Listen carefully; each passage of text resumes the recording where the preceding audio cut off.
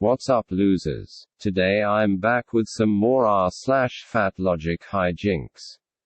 Reading and reacting to posts that will no doubt make me question my sanity. This is episode 63 in the fatlogic series. And I'm ready for my punishment. So I won't procrastinate any longer. Let's get into it. I'm so tired of being left out of almost every single plus-size clothing label. I saw a brand the other day that went up to 10x. I was so excited, as I was sure they would fit. Nope, 10x still didn't cater for 80-inch hips. So tired. Oh God. Oh no. I don't know. I'm speechless. What even is there to say to something like this? 80-inch hips. It speaks for itself. There's no reason for me to even go on about it, because the number is more than shocking enough in its own right. The fact that this person's priorities are still based around clothing options is just mind-boggling. I sincerely don't get it. All I can say is, lose weight, a lot of weight, before it's too late. That's it. Food for thought. Getting to opt out of the conversation instead of speak out is a huge sign of privilege. Been thinking a lot about this one. I thought about this when the Me Too movement was happening, and so many men were silent. And what if they don't speak out? Does it hurt them? No, because they aren't the ones being directly harmed. What a privilege. So in the Haze community, when you're a thin person who opts out of the convo, that's a privilege, because I could sit back and say nothing, and still live my life in a thin body, with immense privilege, especially in the realm of healthcare. What a privilege, to opt out, and not be directly harmed. Others don't have that privilege, because they're fighting for their own lives. It's personal. I guess I just think, the absolute friggin' least we can do, is have the conversation. Well, in the words of the great Dwayne "The Rock" Johnson, what can I say except, you're welcome, because I have no intention of staying silent. And I am perfectly willing, eager, even, to have the conversation, but having the conversation doesn't mean that I have to agree with your loony position. Sir, be careful what you wish for, haha. But yeah, in all honesty, the Haze community should be thanking their lucky stars that more people don't join the conversation, because if everyone actually spoke up about what they really thought about Haze, the laughter, scorn, and condemnation would be deafening. The vast majority of people, insofar as they're aware of Haze at all, rightly consider Haze ideology to be pseudoscientific nonsense, and Haze practitioners to be, at best, clowns, and at worst, shameless snake oil salespeople. The scientific evidence for the unhealthiness of obesity is overwhelming. And even beyond that, lots of people have direct experience of obesity's detrimental impact, whether through their own experiences, or through seeing the toll that excess weight has taken on those around them. It's weird to see how out of touch some of these fat activists are in relation to the popularity of their opinions. Like, I always assumed that they understood, if nothing else, that theirs was a minority position, with little mainstream support, but apparently, some of them actually believe that there is a silent majority of thin people who agree with Haze on principle, but can't be bothered speaking up in support of it. All I'll say to that is, I think they're in for a rude awakening, haha.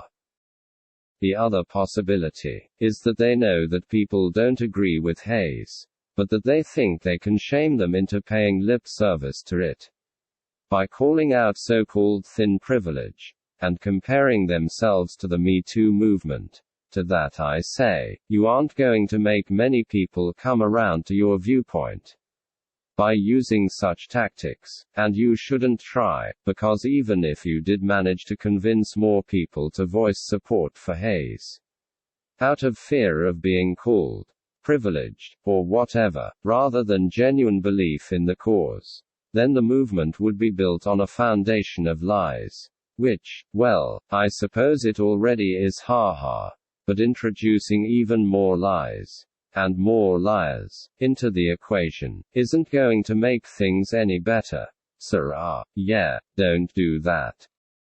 Instead, I recommend that you stay in your safe little corner, free from public scrutiny, and enjoy the fantasy world that you've created for yourselves. Trying to bring others in is only going to disrupt the harmony and damage your already lowly reputation.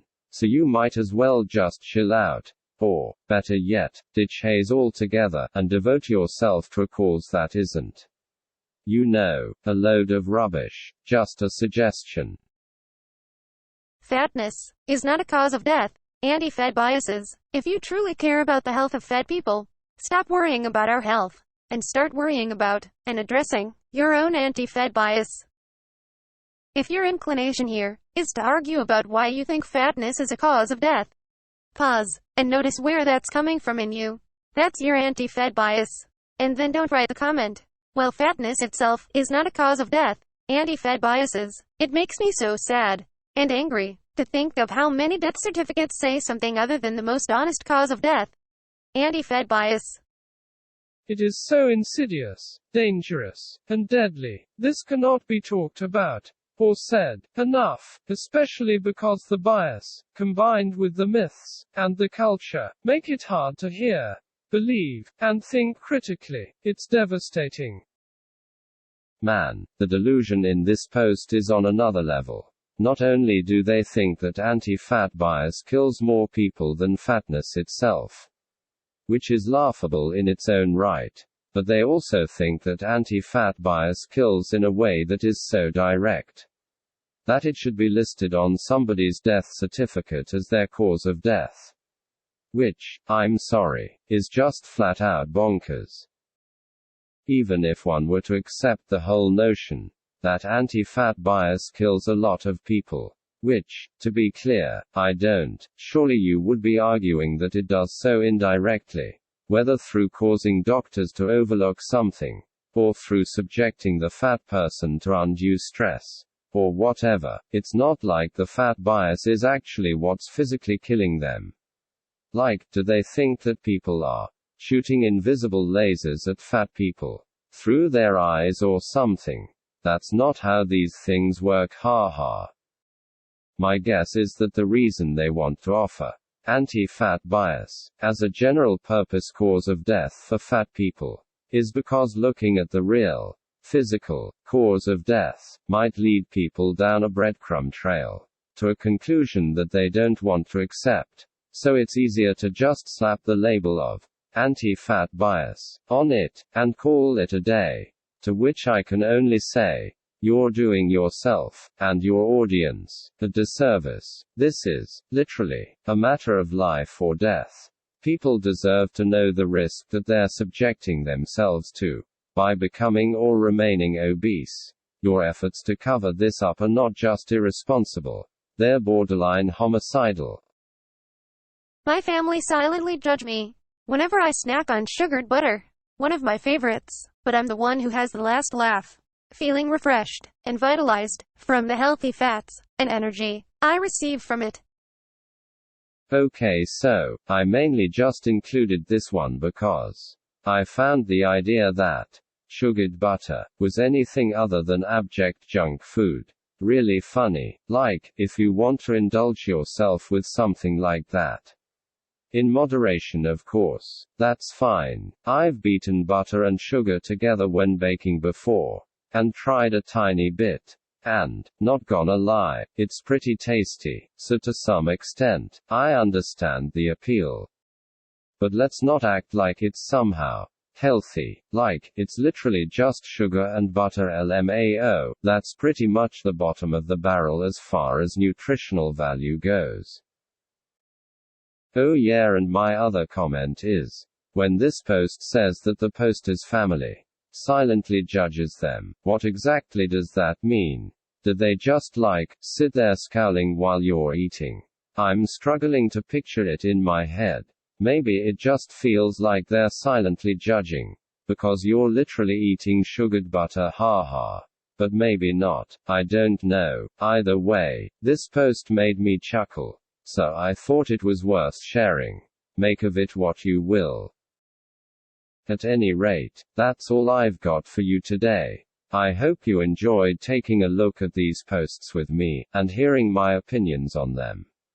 What do you think? Should clothing labels cater for 80-inch hips? Is failing to come out in support of Hayes thin privilege? Is anti-fat bias the most honest cause of death? Would you eat sugared butter? Let me know in the comments. As always, don't forget to like and subscribe, or I'll make you eat a whole bowl full of sugared butter. Without the sugar. Just kidding, haha. Anyway, catch you later.